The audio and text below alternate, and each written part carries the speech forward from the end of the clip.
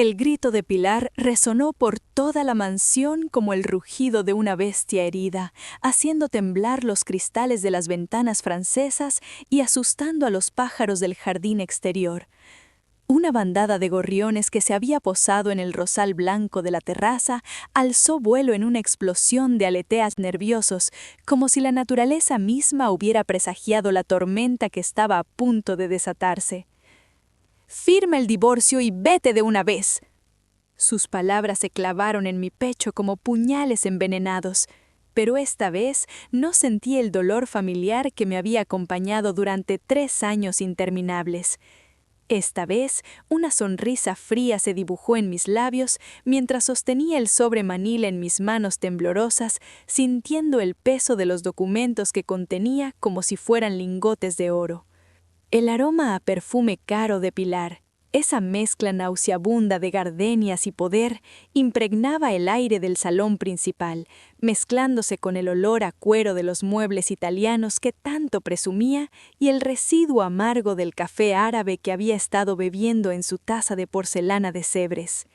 Mis dedos acariciaron la superficie rugosa del sobre, recordando todas las noches que había pasado despierta, recopilando cada prueba, fotografiando cada documento en secreto cuando creían que estaba limpiando o preparando té.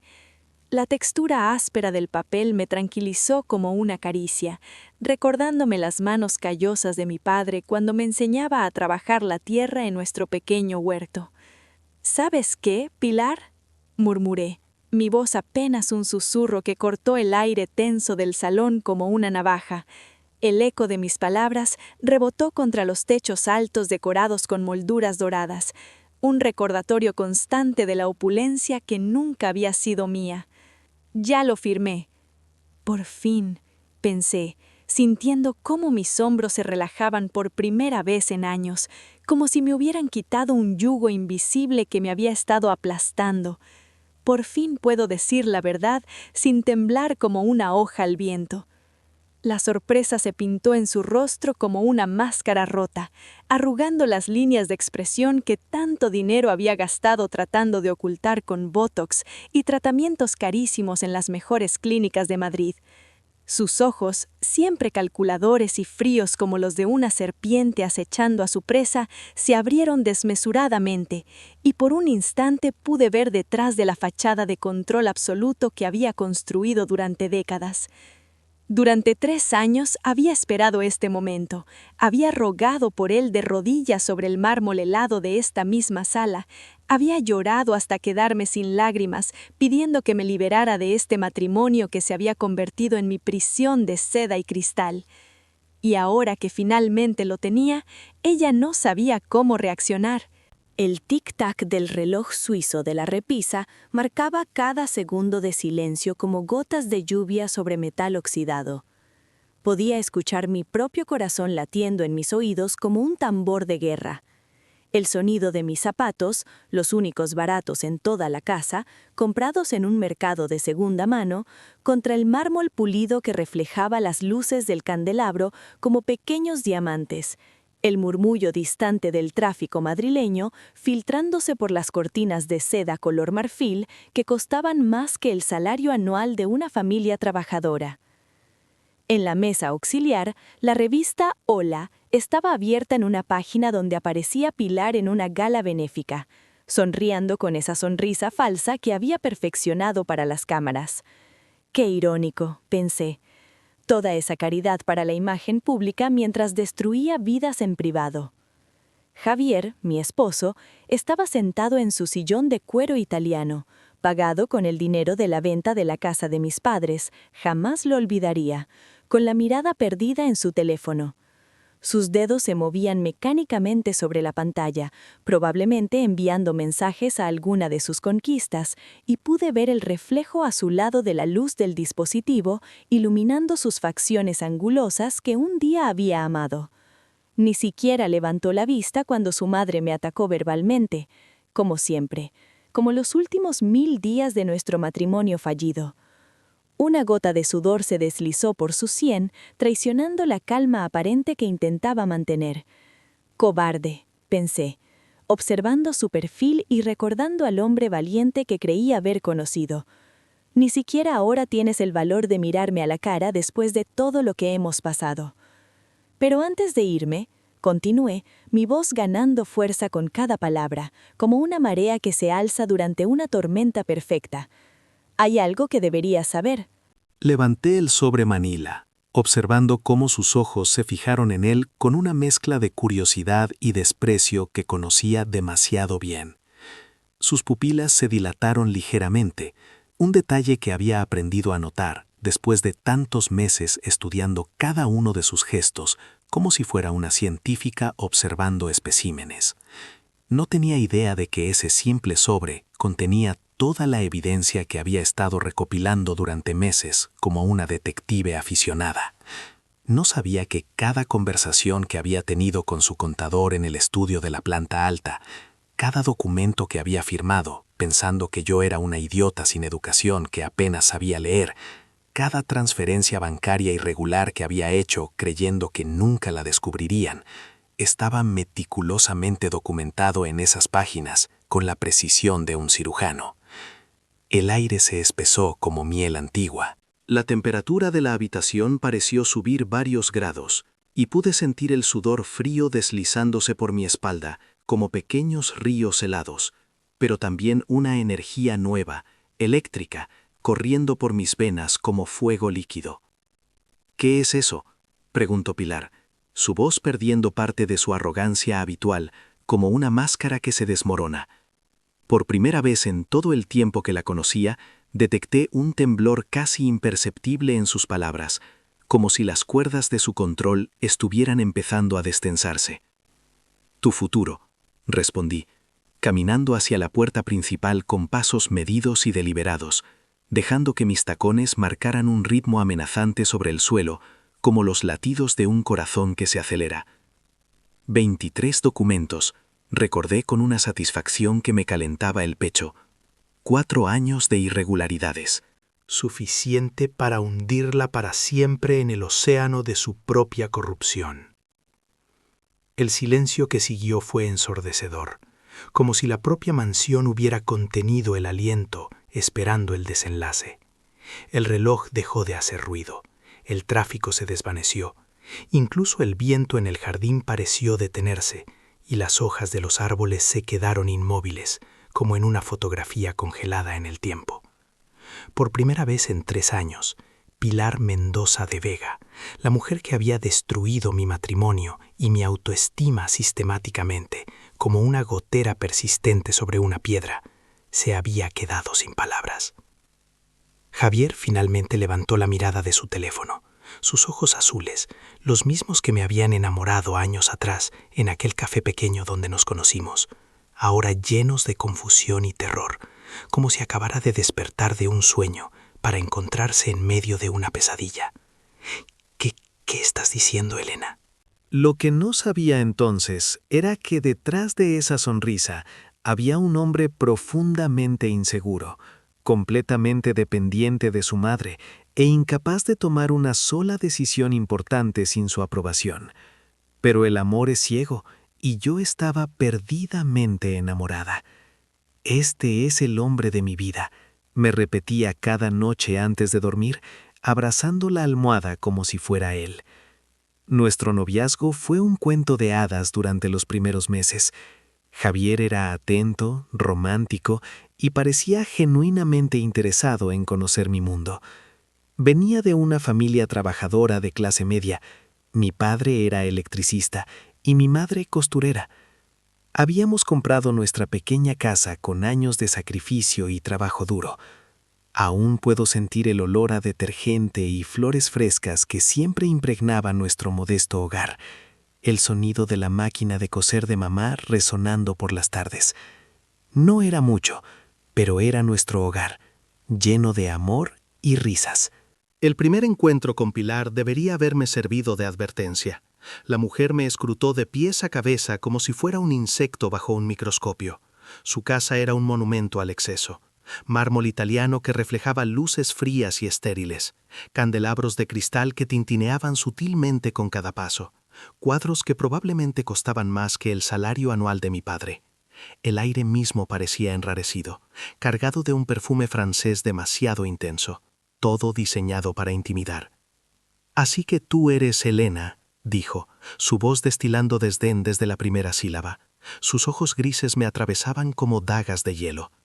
«Javier me ha contado cosas sobre ti». «Esperaba conocerla, señora Mendoza», respondí, tratando de mantener mi compostura mientras mis palmas sudaban contra el pequeño bolso que apretaba nerviosamente. «Javier habla mucho de usted». Javier, por su parte, parecía aliviado de no tener que tomar decisiones y se limitaba a sonreír y a asentir a todo lo que su madre dictaba. Los primeros meses de matrimonio fueron una lenta erosión de mi identidad. Pilar tenía una llave de nuestro apartamento y aparecía sin avisar a cualquier hora. El sonido de esa llave girando en la cerradura se convirtió en mi pesadilla diurna. Reorganizaba mis muebles, criticaba mi forma de cocinar, cuestionaba cada gasto que hacíamos. Sus zapatos de tacón repiqueteaban por mi hogar como un metrónomo de dominación. Y Javier nunca la detuvo, ni una sola vez. «Mi madre solo quiere ayudar», era su respuesta estándar cada vez que yo trataba de hablar del tema, evitando mi mirada mientras se refugiaba detrás del periódico. «Tiene experiencia en estas cosas».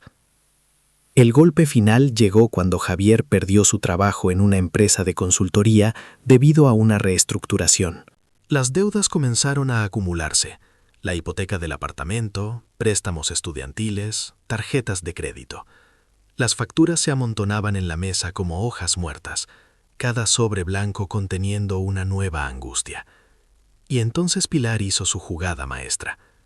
«Nosotros podríamos ayudar», dijo una noche durante la cena en su casa, como si la idea acabara de ocurrírsele. Sus palabras flotaron sobre el cristal fino y la porcelana cara como una araña descendiendo lentamente hacia su presa. «Pero necesitaríamos garantías». Mis padres habían trabajado toda su vida para pagar esa casa. Era su refugio, su seguridad, el único patrimonio que podían dejarme. Y yo lo vendí. Firmé los papeles con lágrimas que mancharon la tinta. Entregué los 373.000 euros a Pilar para que gestionara las deudas de Javier de manera más eficiente. Aún recuerdo el peso de esas llaves cuando las dejé sobre su escritorio de caoba, el sonido metálico final de mi derrota. «Es temporal», me aseguró, con esa sonrisa falsa que había aprendido a odiar.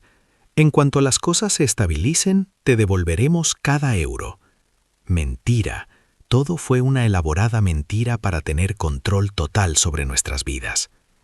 Con el dinero de mis padres, las deudas desaparecieron mágicamente, pero nosotros quedamos completamente dependientes de Pilar. Nos mudamos a una casa que ella había comprado para nosotros, pero que estaba a su nombre.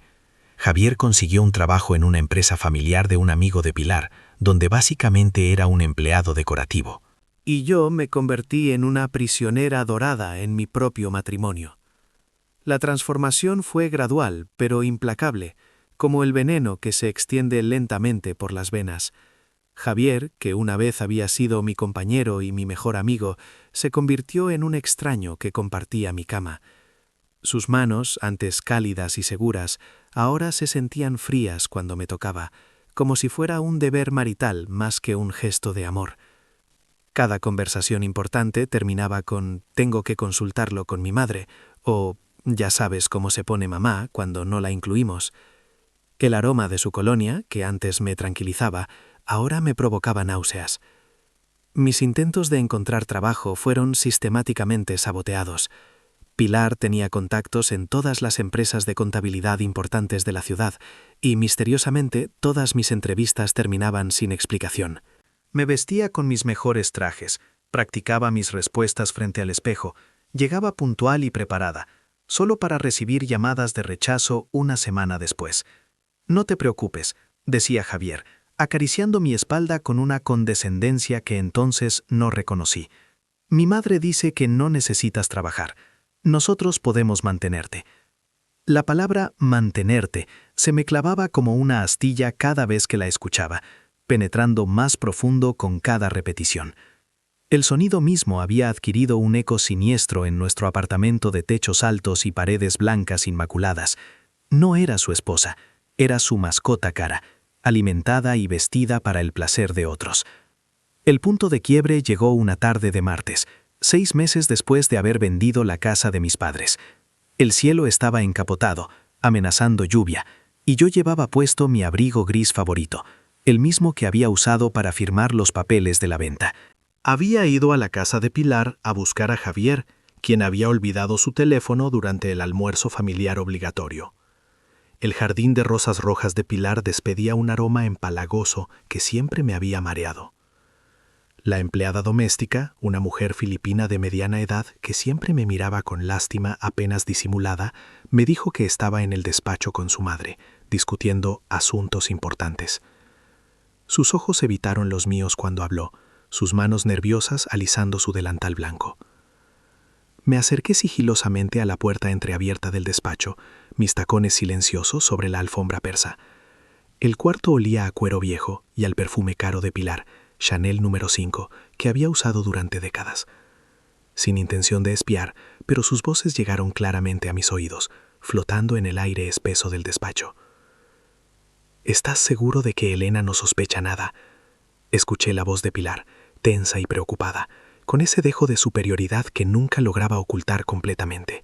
«Por favor, mamá», respondió Javier con una risa que me heló la sangre hasta los huesos.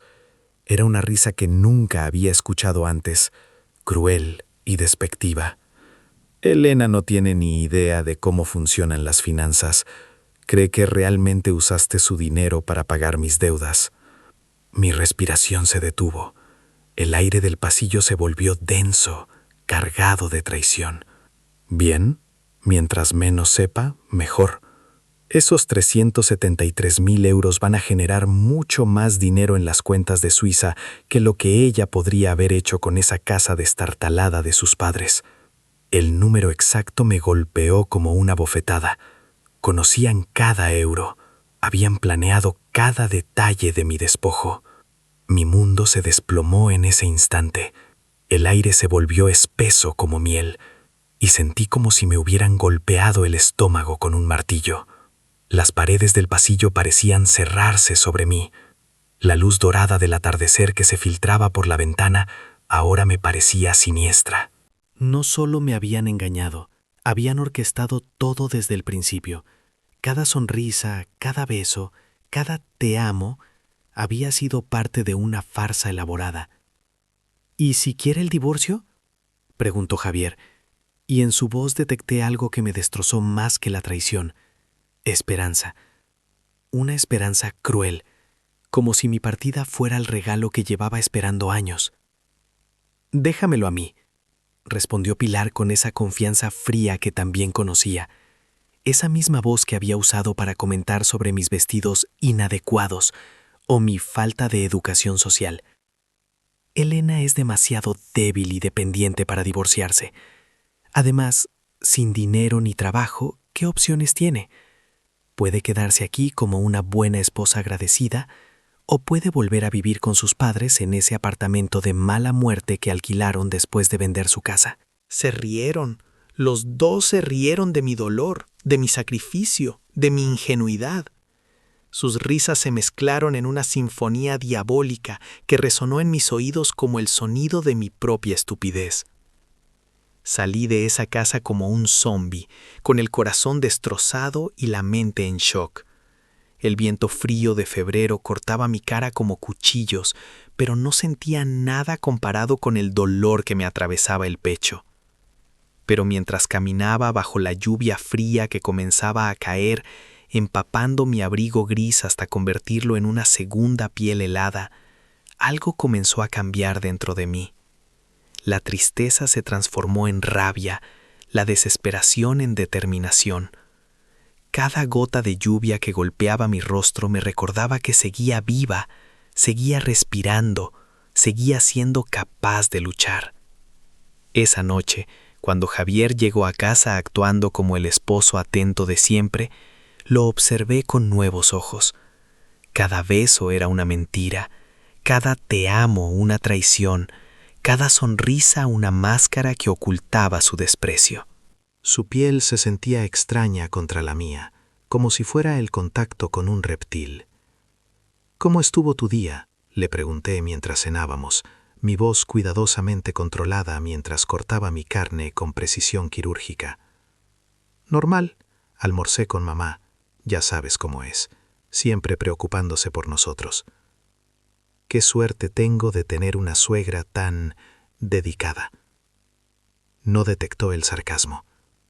3 años de matrimonio y ya no me conocía lo suficiente para leer mis emociones verdaderas. Seguía masticando su comida, ajeno al volcán que se había desatado frente a él.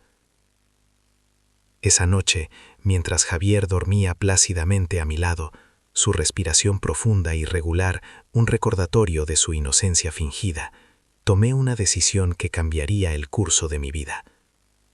La luz de la luna se filtraba por las cortinas, creando sombras danzantes en las paredes que parecían aplaudir mi resolución. No iba a ser la víctima silenciosa que ellos esperaban. No iba a huir con la cola entre las piernas como una perra apaleada. Iba a jugar su mismo juego, pero mejor que ellos. Los meses siguientes fueron una obra maestra de actuación. Durante el día interpretaba el papel de la esposa sumisa y agradecida que Pilar esperaba que fuera. Sonreía cuando me insultaba sutilmente, asentía cuando me explicaba cómo debía comportarme y agradecía cada favor que me hacía como si realmente creyera que lo hacía por bondad. El aroma a café recién molido que inundaba la cocina cada mañana se había convertido en el telón de fondo de mi nueva rutina. Mientras servía el desayuno en la vajilla de porcelana que Pilar insistía en usar para mantener estándares apropiados, mis manos temblaban imperceptiblemente, no de miedo, sino de anticipación contenida. Pero durante las noches, cuando Javier dormía profundamente después de sus sesiones de videojuegos y Netflix, yo me convertía en una detective privada trabajando en el caso más importante de mi vida. El silencio de la casa se llenaba únicamente con el suave ronquido de mi marido y el casi imperceptible clic de las teclas de mi laptop mientras navegaba por un laberinto de números y documentos. Mi formación en contabilidad, que Pilar había despreciado tantas veces llamándola un título inútil para una niña de pueblo, se convirtió en mi arma secreta. Conocía los patrones, sabía qué buscar y, más importante aún, sabía cómo encontrarlo. Cada vez que recordaba sus palabras burlescas, una sonrisa fría se dibujaba en mis labios en la oscuridad de mi improvisado despacho. Empecé por lo básico, todas las cuentas bancarias de Javier que conocía, sus extractos de tarjetas de crédito, los documentos fiscales que guardaba desordenadamente en su escritorio. El olor a papel viejo y tinta se mezclaba con mi perfume mientras ordenaba meticulosamente cada documento bajo la luz amarillenta de la lámpara del escritorio. Lo que encontré fueron las migajas del verdadero tesoro. Pilar había sido inteligente, pero no tanto como creía. Los 373.000 euros de la venta de mis padres nunca habían tocado las cuentas principales de la familia. En su lugar, habían sido lavados a través de una serie de transacciones complejas que involucraban empresas fantasma, cuentas offshore y inversiones ficticias. Pero cada transacción deja un rastro, y yo tenía tiempo, motivación y las habilidades necesarias para seguirlo. «Paciencia, Elena», me susurraba a mí misma mientras marcaba cada pista con bolígrafos de colores diferentes. «La venganza es un plato que se sirve frío». Mi gran oportunidad llegó cuando Pilar decidió incluirme más en las finanzas familiares. En realidad, lo que quería era que me hiciera cargo de la tediosa tarea de organizar recibos y facturas para su contador. «Es perfecta para ti», me dijo con esa sonrisa condescendiente mientras se ajustaba su collar de perlas. «Un trabajo simple que hasta tú puedes manejar». Si hubiera sabido que me estaba dando acceso completo a todos sus registros financieros, probablemente habría preferido cortarse una mano. Cuando me entregó las llaves del archivo donde guardaba toda su documentación, el metal frío contra mi palma se sintió como el peso de la justicia misma. Durante 3 meses trabajé metódicamente. cada documento que pasaba por mis manos era fotografiado con mi teléfono. El sonido casi silencioso del obturador se había vuelto tan familiar como mi propia respiración. Cada número de cuenta, cada transferencia, cada firma era meticulosamente catalogada. Desarrollé un sistema de códigos para organizar la información sin levantar sospechas, utilizando nombres de recetas de cocina que anotaba en un cuaderno aparentemente inocuo. Descubrí que la evasión fiscal no era solo un hobby para Pilar, era prácticamente un arte. Tenía cuentas en Suiza, Panamá y las Islas Caimán que nunca había declarado a Hacienda. Sus inversiones en arte eran en realidad una forma elaborada de blanquear dinero. La empresa consultora de su difunto esposo seguía activa en los papeles, generando facturas falsas y deducciones fiscales inexistentes. Y en el centro de todo, como una joya coronando un imperio de corrupción, estaba mi dinero. Los 373.000 euros se habían convertido en 2.4 millones a través de inversiones en criptomonedas y acciones, todo manejado desde cuentas que oficialmente no existían. Cuando descubrí esta cifra, tuve que aferrarme al borde del escritorio para no caerme. Mi respiración se aceleró y por un momento el mundo parecía girar a mi alrededor. Pero la evidencia no era suficiente. Necesitaba confesiones, admisiones de culpa, algo que convirtiera mis sospechas en pruebas irrefutables. Ahí fue donde mis años de soportar las humillaciones de Pilar me dieron una ventaja inesperada. Conocía su ego, su arrogancia, su necesidad compulsiva de demostrar lo inteligente que era. Especialmente cuando hablaba con alguien a quien consideraba inferior intelectualmente. Comencé a hacer preguntas inocentes durante nuestras conversaciones familiares.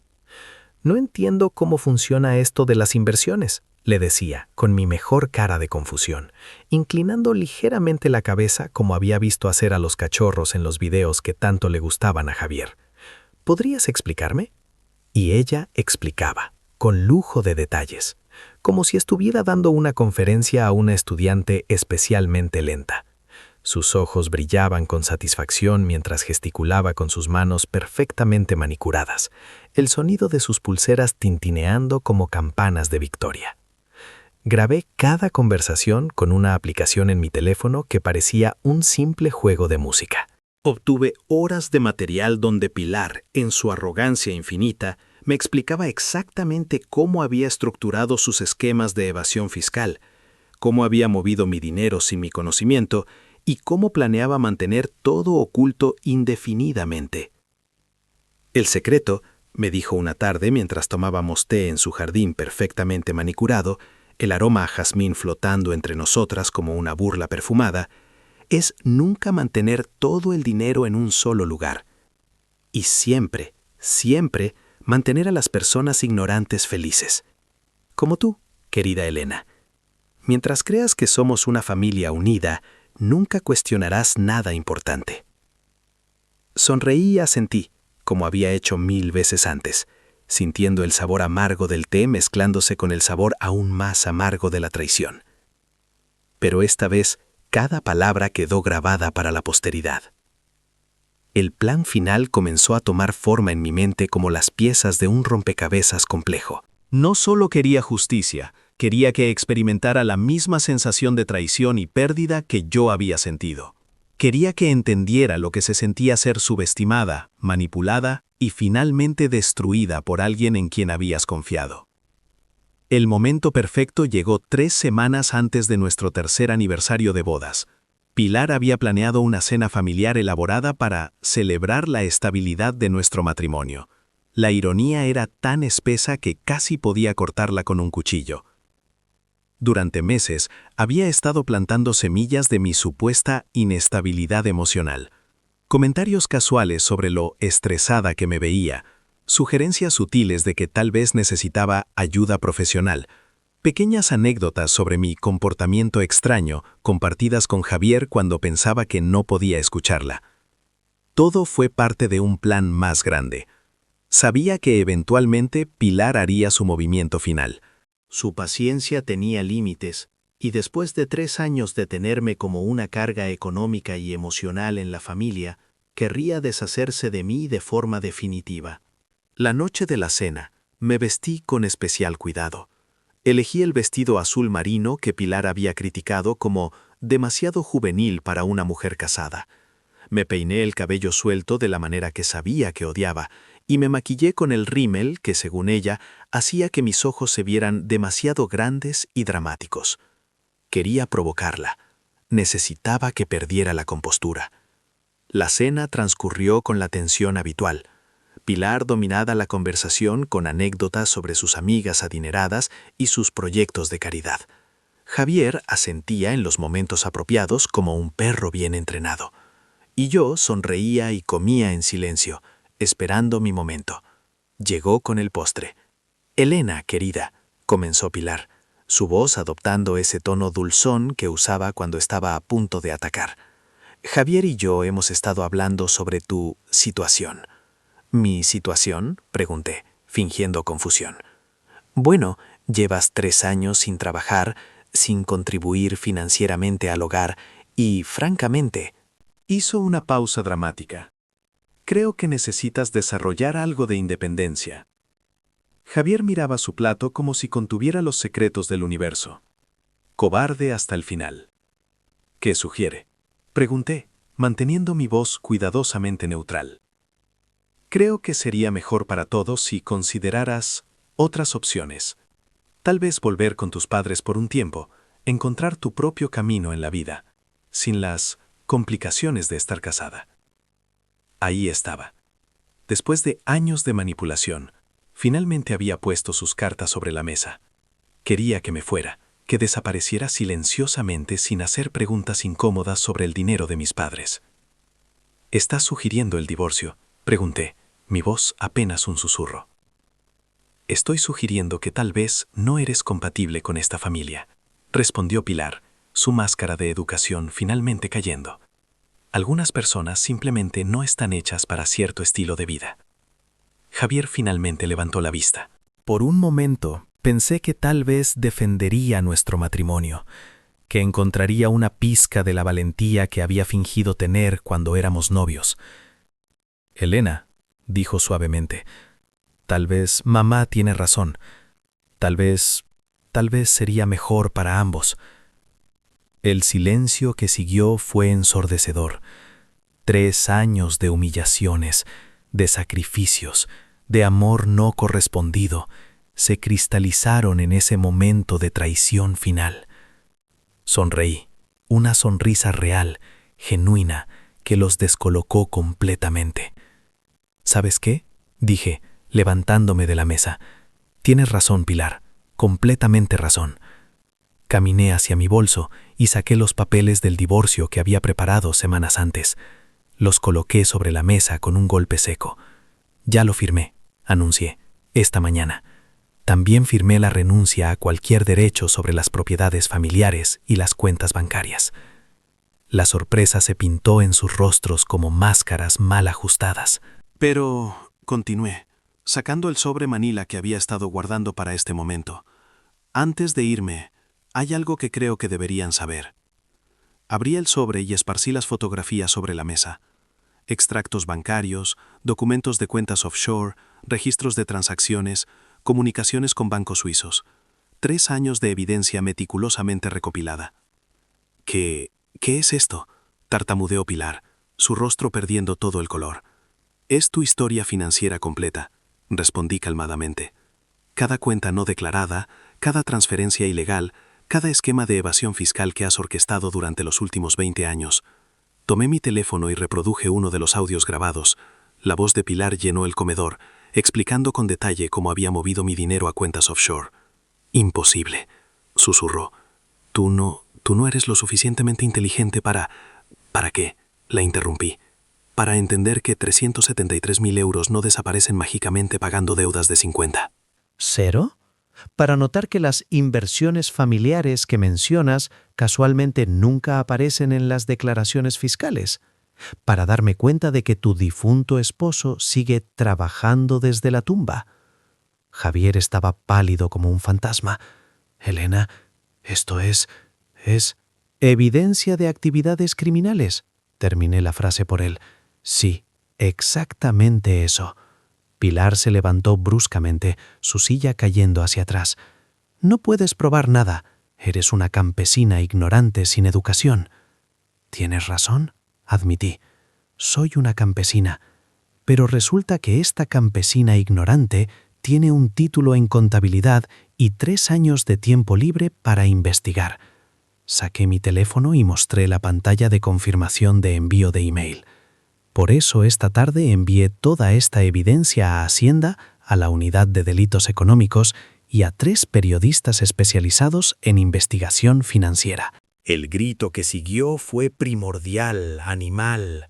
Pilar se lanzó hacia mí, pero se detuvo cuando levanté la mano. Ah, y también envié copias a todos tus amigos del club de bridge, a la junta directiva de tu club social y a cada una de las organizaciones de caridad donde presumes de ser una ciudadana modelo. La realización de lo que había perdido se extendió por su rostro como tinta derramándose sobre papel blanco. No solo había perdido su dinero, había perdido su reputación, su estatus social, su identidad completa. «Firma el divorcio y vete», gritó finalmente, su voz quebrada por la desesperación.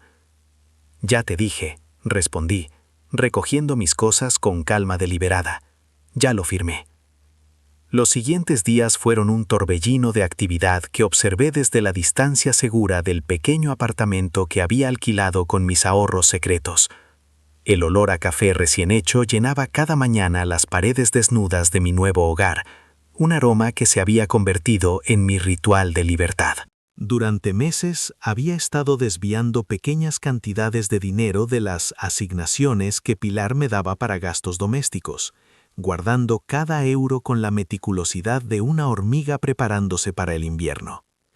Cada moneda escondida representaba un paso más hacia este momento.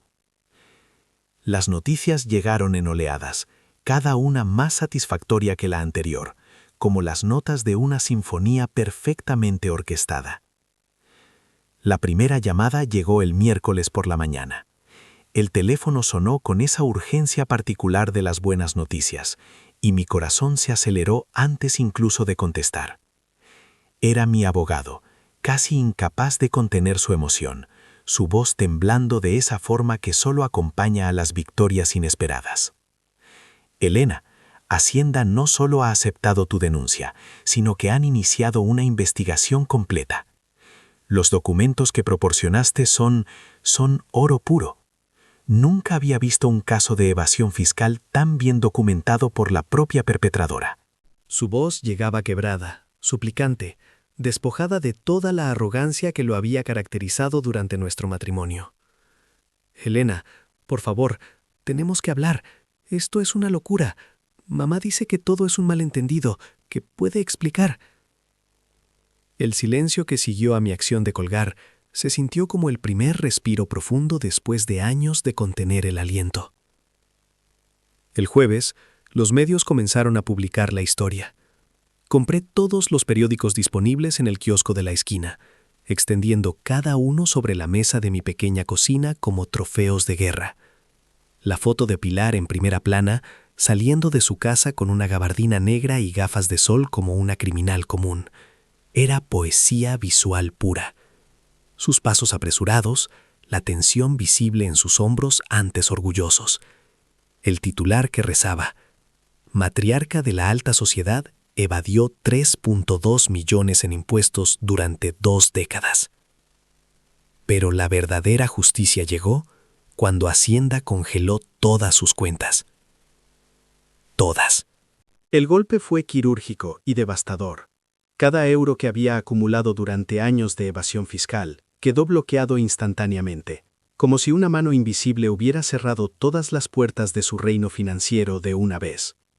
Sus propiedades fueron embargadas preventivamente, esas casas que había visitado como invitada incómoda, ahora marcadas con sellos oficiales. Sus inversiones, congeladas. Sus cuentas offshore, reportadas a las autoridades internacionales.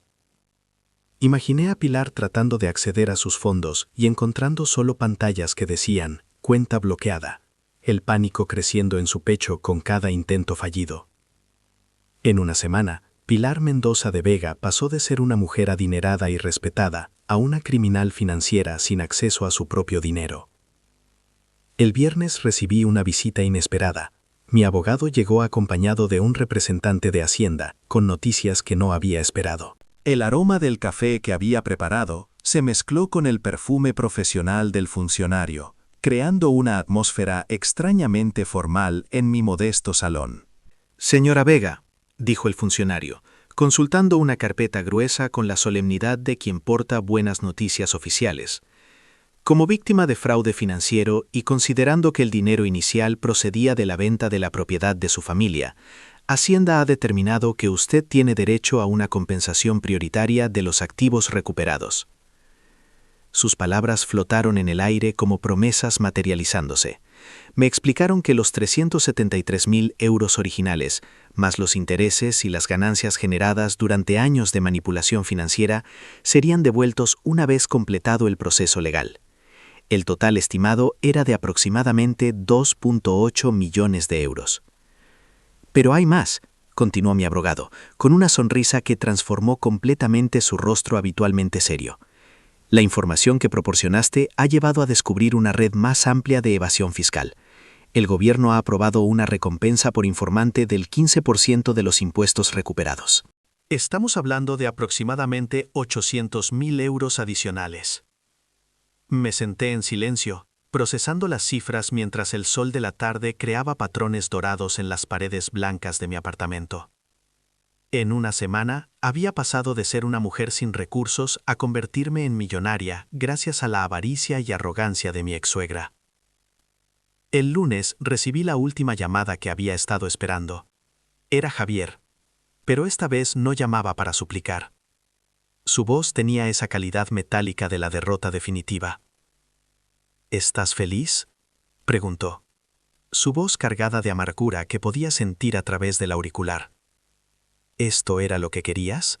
¿Destruir a mi familia? No, respondí tranquilamente, mi voz tan serena como el agua de un lago al amanecer. Lo que quería era recuperar el dinero que tu madre robó de mi familia. La destrucción fue solo un bonus. Elena, por favor. Mamá está en el hospital. Todo este estrés, su corazón. Quiero contarte sobre el chico de la cafetería.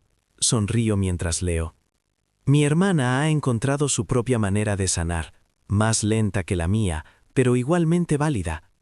Ya no hay competencia entre nosotras, solo complicidad y cariño genuino. Marco contesta desde la cocina, donde está preparando su famosa pasta con salsa de tomates caseros. El sonido de la cuchara de madera golpeando suavemente contra los bordes de la sartén crea un ritmo hipnótico. ¿Le dijiste que puede venir acá si quiere? Haré esa lasaña que tanto le gusta. Ya lo hice, le grito de vuelta, sintiendo cómo mi corazón se llena de una calidez que antes no conocía. Marco y yo nos encontramos en el momento exacto en que ambos estaban listos para amar sin máscaras, sin pretensiones. Él conoce toda mi historia con Alejandro, conoce mis miedos y mis cicatrices, y aún así eligió quedarse. Más importante aún, yo elegí dejarme quedar. El viento agita las páginas del libro que tengo abierto sobre mi regazo. Es una novela sobre segundas oportunidades que encontré en la librería de la esquina, esa pequeña joya escondida donde la propietaria, doña Carmen, siempre tiene la recomendación perfecta.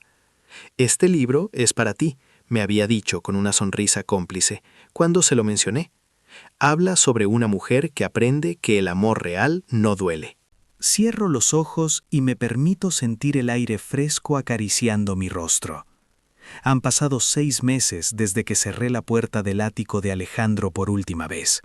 6 meses desde que decidí que merecía más que migajas de afecto envueltas en papel dorado. Al principio los días fueron duros. Había noches en que mi cuerpo recordaba su toque y mi mente jugaba trucos crueles, haciéndome dudar de mi decisión.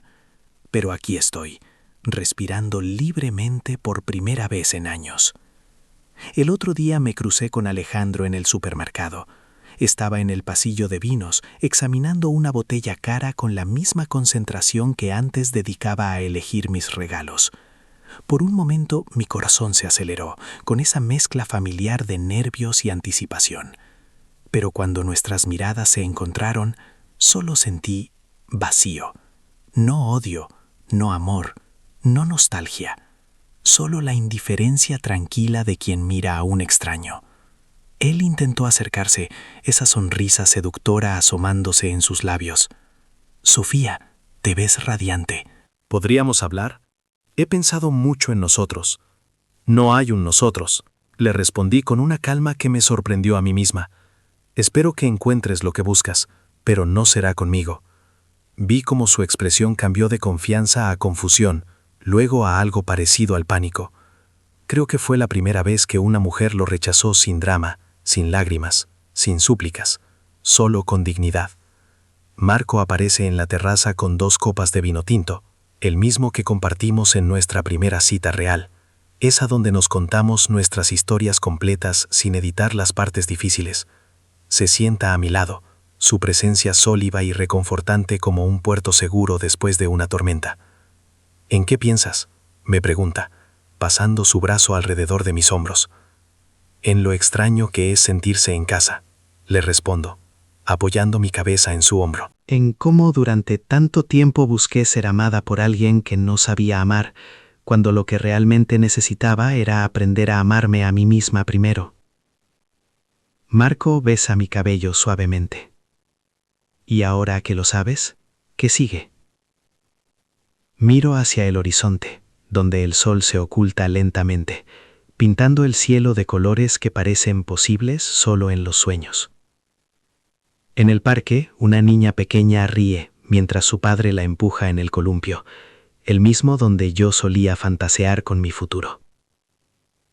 Ahora, digo finalmente, sintiendo cómo cada palabra se asienta en su lugar correcto. Ahora simplemente vivo, sin actuaciones, sin máscaras, sin miedo a no ser suficiente, porque finalmente entendí que siempre fui suficiente. Solo necesitaba encontrar a alguien que supiera verlo. El viento trae el sonido lejano de la risa de los niños, el aroma de la cena que Marco prepara con amor, y la certeza silenciosa de que algunas historias tienen el final exacto que merecen tener.